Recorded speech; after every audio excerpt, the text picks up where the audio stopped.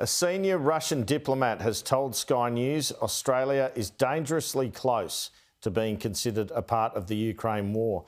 Just 3 days before Russia announced extraordinary sanctions against more than 100 Australians, including 2 Sky News employees, Russia's ambassador to Norway spoke exclusively with reporter Brent O'Halloran. It is brutality at an incredible scale. Civilians slain, entire Ukrainian cities obliterated. Yet this Russian diplomat has no qualms defending what most of the world deems profoundly indefensible. You no doubt have seen the pictures coming out of Ukraine of the incredible destruction, of the death, the mass death. How can one support the Russian actions in Ukraine? This is a very simple issue. What your TV channel was doing for 8 years when the same destructions were in Donbass? Did you show it regular? How many people died during these 8 years, civilians in Donbass? Where is your morale during those years? It sounds as if you're suggesting that the death that was in the Donbass of the past 8 years justifies the incredible death that's going on in Ukraine. No, it does not justify anything.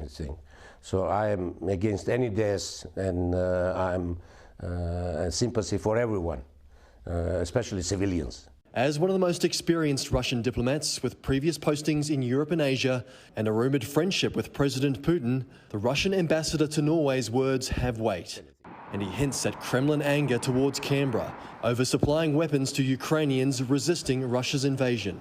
It makes those countries which export weapons part of the conflict, indirect. Russia has already sanctioned Australian entities, but officially deeming Australia as a co-combatant would likely lead to more severe punishment from Moscow, potentially trade boycotts and retaliatory attacks. So Russia considers Australia to be part of the Ukraine war? No, it brings close to participation in the conflict. You care only about Ukrainians' lives. We care about Russian lives as well. But he doesn't care for accusations of Russian war crimes in Ukraine.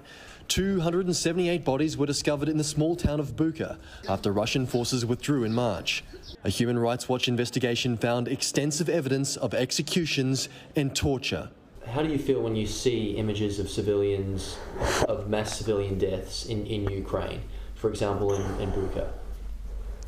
Well, in Bucha there is no proof of it. And it was stated by Russian investigators and authorities. That's why I cannot just repeat what had been said. You're suggesting the reports of mass killings in Bucha and the mass graves that were unearthed? Well, Russian authorities and people in the field did not prove it. The International Criminal Court is investigating Bucha and other possible war crimes. Russia does not recognise the court's jurisdiction. If an international organisation charges a Russian national with a war crime, will Russia support that? Will Russia hand over that accused Russian to an international court? It's too early to talk about it. Ambassador Ramishvili doubts reports the Russian president is sick and whether he'll soon sign a peace deal. All these negotiations in October, November, December, January, from his point of view, proved that it is impossible to reach anything. Moscow's man in Oslo denounced NATO and defended Russia's recent massive military build-up in the country's north. He says the West should not worry about Russia recently reopening Cold War-era bases, but suggests the military build-up on both sides in the Arctic could lead to war. How confident are you that a conflict in the Arctic can be avoided? No, we are not confident. And we are not adding a single, point to making the situation aggravate. We didn't do anything.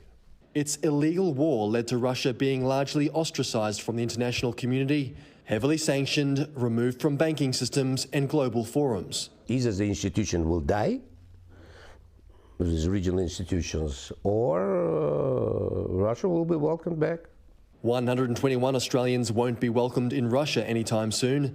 Just 3 days after our interview, the Russian Foreign Ministry announced sanctions on media, military, political and business figures, making it harder to hear from such senior Russian spokespeople, as contentious as their comments may be. Brent, Sky News in Oslo.